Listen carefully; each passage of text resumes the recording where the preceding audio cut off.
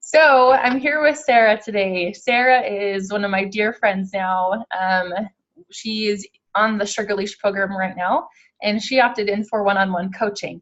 And so I just wanted to interview her. She's done incredible, and I've learned a ton as I've watched her learn. And I just wanted to throw it to her and learn about her experience before, how sugar addiction was part of her life and what that meant. And then the top three things that she's enjoyed about the Sugar Leash program. So I'll throw it over to you, Sarah. Okay, well, thanks so much. I have loved it.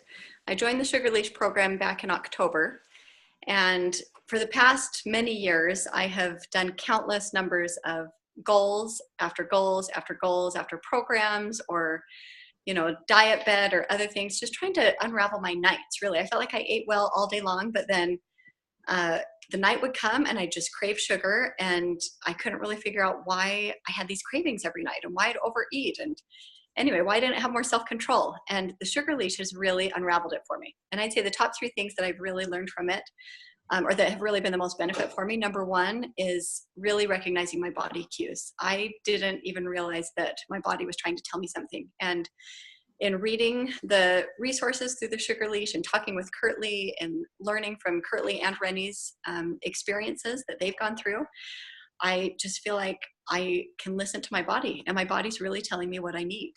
And I recognize my emotions better, and I recognize what those emotions are needing. And that kind of leads me into the second thing, is writing. I have not been a big journal writer throughout my life, but I've learned to just grab receipts out of my purse and just even jot things down for 30 seconds if I'm having a lot of cravings, I just didn't to know that. what's happening.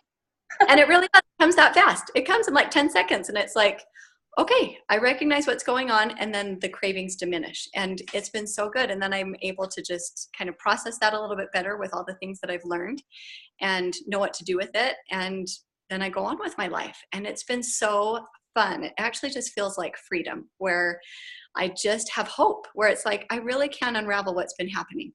And where before it just kind of seemed like I was trying to control everything with what I ate, or what I had to do, or how much I had to exercise, or cutting off when I ate at night. And now I just feel like I can listen to my body. The other thing that the Sugar Leash has really taught me is self-care, and really to love my body, not in a vain or prideful way, but just generally that I love myself and I want to take care of myself.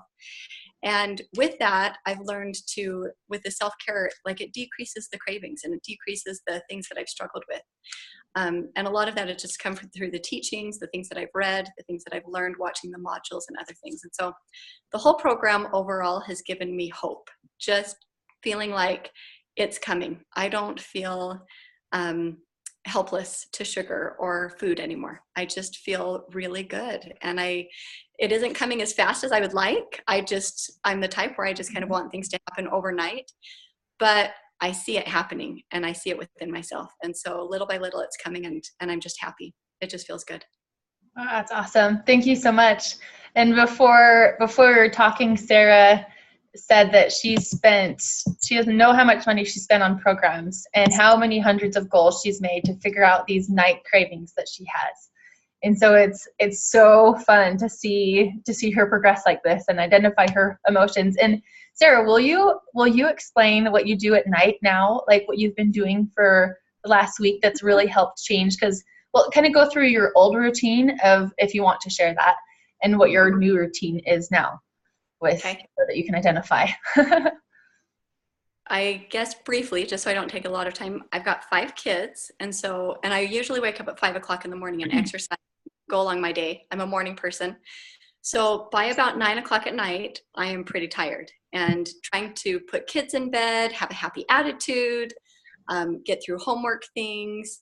There was always so much pressure of so much to get done too. You kind of get things done throughout the day, but then you keep wanting to finish things at night. And so it was interesting because I just kept feeling like, okay, I've just got to do all these things. And the thing that I've really realized with doing the Sugar Leash is just that my body's worn out and I kind of need a little break, and there are other things that I need in my life. So I've started incorporating a little bit of this self-care throughout the day that we're taught, and also just unraveling those emotions that are going on at night. Some nights it's interesting. I'll write, and it's just, well, for example, on Saturday night, we were watching a show. I was there with my whole family, and my husband had flipped it over just for a minute to Bear World. And I started having all these cravings for chocolate, but I just eaten an hour ago, and I was like, I'm not hungry. Like, why in the world am I feeling like chocolate right now? So I literally pulled a receipt out of my purse that was sitting right there, started writing on it. And within about 5 seconds, I realized I am bored. And that's why I'm craving chocolate. My brain is just saying, do something fun. Like, you need some fun in your life. And I was like, Nathan, can we please not watch Bear World? Like, and he laughed and he's all, yeah, this is pretty boring. And so we switched it. And it was late. You know, I was tired. I didn't feel like doing something else that was fun. I felt like watching a show with him, but it just wasn't feeling that need right now. And so my body started craving chocolate. Anyway, I don't know if I answered your question completely, but that's kind of how my nights were. I would just crave it, and those cravings actually feel like hunger, and they get pretty intense, especially when you're tired. So then I'd go eat something. You know, I just say, okay, I'm just gonna have a granola bar, but then it would turn into two, and then it would turn into a bowl of ice cream, or, you know, it just didn't feel good. I didn't feel like I was in control. I didn't feel like I was eating what I really wanted to eat. The next morning I'd wake up and I didn't feel good because I'd kind of have that sugar just sitting in my stomach, and I didn't feel light and energetic like I normally feel. So now my mornings, I wake up, I feel happy about what I did the night before. I feel so excited that I'm unraveling things in my brain, that I know what's happening, and I know how to diminish those cravings so that they go away and I can go on with my life and still enjoy sugar when I want it. But it doesn't feel like the sugar's controlling me. I'm choosing when I want to have it. I love that. It's so cool. I think what's been fun is to see Sarah's old habits is, you know, she said, why am I getting these cravings at night? And so she started just writing every night, and as often as she could remember. And I remember her telling me every night, like the first week that we did it, Sarah, she said every night a different emotion came up. Like, I learned that my body was wanting something different every night. And usually I didn't pay attention to that and realize my body was needing something. But now that I focused on that, my cravings went away. So I love it. Yeah, it's neat what you find out. Your body has things to tell you, and people don't realize this, and they don't trust themselves. Maybe their body's broken, or maybe they can't listen.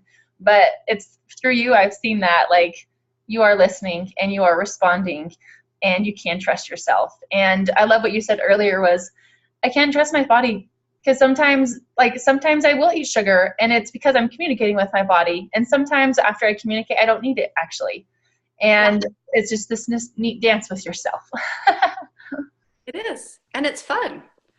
I was eating a kind of candy bar thing that I really liked last night. And it was so interesting because I got about 3/4 of the way through it. And I was like, I really don't feel like eating any more of this. And so many of the things came back of what I've been reading through the Sugar Leash program. Just really being in touch with your body cues. And I just put the other fourth away and was just like, I'm done. And I'm so excited. Like, that doesn't happen to me. That's not me. That is so cool. I was so proud of you. That's like the epic moment that, you know, like, you were getting it, is when I could look at the last piece and either just save it for later or toss it or whatever, and just know that I don't have to have it because it's in front of me. But that freedom to be like, it's not in control of me, and I'm not sad or feeling deprived if I put it away. Oh, that's so cool. Good. Well, thanks so much for sharing, Sarah. I really appreciate your story, and I hope it helps other people as they're struggling and going through the battle. So thank you. You and Rennie really get it. And that I just love, because I feel like you guys have been through it. So it's good people who know what to do. Thanks, Sarah. All right. Well, we'll see you later. Thanks for talking. Bye. Bye.